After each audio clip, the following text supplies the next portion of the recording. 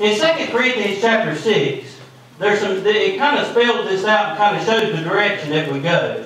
In 2 Corinthians chapter 6, if you'll start reading there in verse 11, he says, "O ye Corinthians," he says, "our mouth is open unto you. Our heart is enlarged." That means, hey, look at what he's getting ready to say. "You are not strained," it says, "in us," or restricted by us, "but you are straightened," he says, "in your own bowels." And that word affections, hey, that's where we get that word. He says that we love you. Though that's why they're telling them the truth. It says they're reaching out in their affection for this people.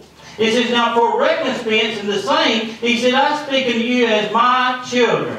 It says that ye be enlarged or open.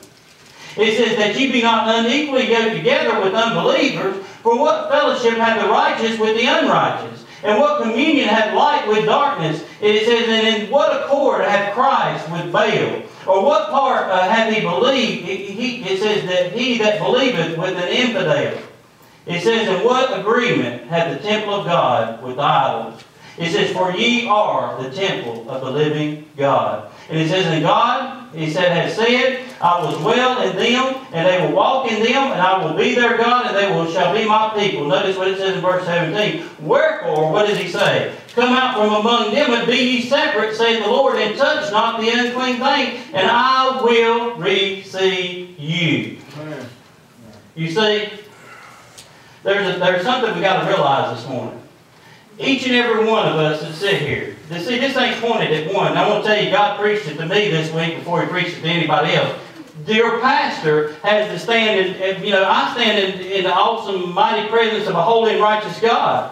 I have to keep my life clean. I have to keep my life right. Hey, there's things that I turned across on the television set that I have to keep on turning, right? There's things that come across those radio waves that I have to not listen to, right?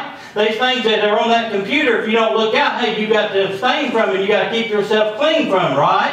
Hey, there's things that I can't take into this body. Hey, there's things that, I've got to keep and abstain from. And hey, and I preach it to you. Why? Not because that's the only message that God will lay on my heart. If preachers didn't have nothing to preach on but smoking and some cigarettes and some beer and some alcohol, they wouldn't have nothing to preach on at all. But I tell you, it's really the heart they need to start preaching about.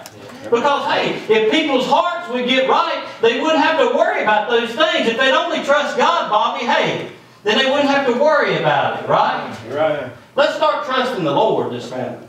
I want to tell you, I trust Him. When I look out across everybody that sits here, my visitors, hey, the people that are, that are visiting with us, those that are sitting here that are members of this church, I look out across each and every one of you and tell you that I love you. That's the only reason that I say these things. That's what the brother in Corinthians was talking about when he was saying he reaches out to them in affection. Hey, I tell you, because I want you to be a separated people. I don't want them to say that Sunlight Baptist Church, and I don't care what they say a lot of times, but let me tell you, I do care in the sense that they look at us, they judge us, and I don't want them to say that we're a bunch of ungodly people.